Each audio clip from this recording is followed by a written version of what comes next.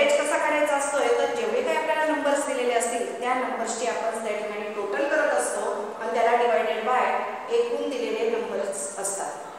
म्हणून the average is also known as in statistics the average is known as arithmetic mean or mean. मध्यमान किंवा मध्य. Arithmetic mean or mean. Average means arithmetic mean or mean. आता arithmetic mean आपल्याला या ठिकाणी काढायचा आहे. तर practice set number 11.1. In this practice set, first example is the following table shows the number of sapling planted by 30 students. Fill in the boxes and find the average numbers of sapling planted by each student. आता बघा इथे काही विद्यार्थ्यांनी काही रोपं त्या ठिकाणी लावलेले आहेत. तर विद्यार्थ्यांची संख्या ही 30 आहे. 30 स्टुडंट्स म्हटलेले आहे. सॅपलिंग प्लांटेड म्हणजेच काय त्यांनी रोपं लावलेले आहेत. वृक्षारोपण त्या ठिकाणी केलेलं आहे. मग आपल्याला या ठिकाणी ह्या उदाहरणाच्या आधारावर या ठिकाणी आपल्याला ह्या बॉक्सेस मध्ये त्या ठिकाणी काही नंबर्स दिलेले आहेत आणि त्यावरून आपल्याला एक्झाम्पल सोडवायचं. आता फर्स्ट या ठिकाणी दिलेला आहे पहिला बॉक्स आहे number of sapling scores XI. आता या ठिकाणी आहे ही रोपांची संख्या.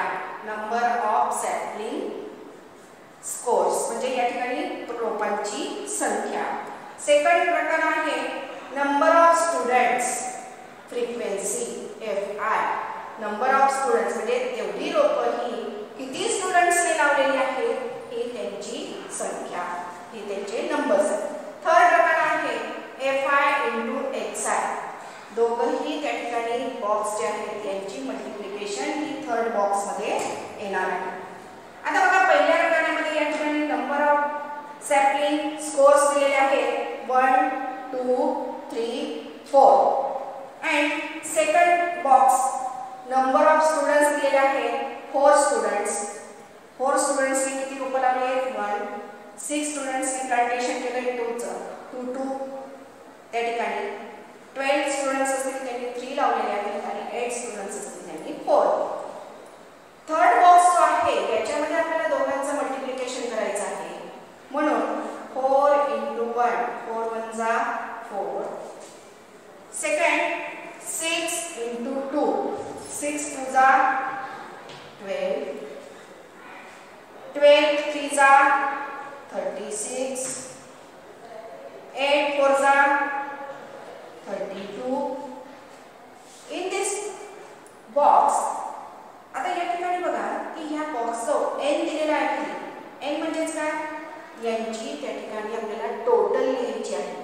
मग टोटल लिहिताना आपण काय करणार 6 + 4 10 10 + 12 22 22 + 8 = 30. आता ही जी आहे नंबर ऑफ स्टुडंट्स म्हटलंय हे आहे 30.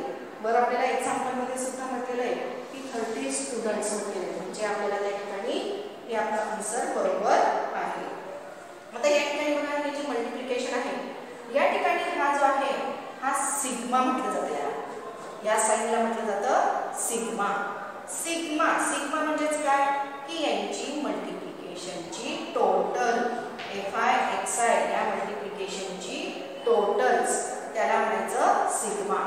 म्हणून या ठिकाणी आपल्याला टोटल करताना 4 + 2 6 6 + 2 12 12 + 2 14 4 4 and 3 7 and 1 8 म्हणजे 84 ही टोटल आपल्याला या ठिकाणी मिळालेली आहे. आता या ठिकाणी बघा आपल्याला मीन काढायचा आहे. मीन म्हणजेच काय x बार. याला काय वाचन करायचंय रीडिंग काय करायचं याची x bar is equal to. आता x बार कसा आपण ॲव्हरेज कसा काढतो की जेवढी काही टोटल असेल त्या टोटलला थोड्या नंबर ऑफ स्टुडंट्सने त्या ठिकाणी आपण डिवाइड करणार आहोत आणि म्हणून 84 या ठिकाणी आपली या ठिकाणी ॲडिशन आलेली आहे. मग ह्या 84 या ठिकाणी आपल्याला लिहायचं आहे पण त्याच्या आधी आपल्याला इथे काय लिहावं लागेल sigma FI XI divided by n is equal to. आता सिग्मा FI XI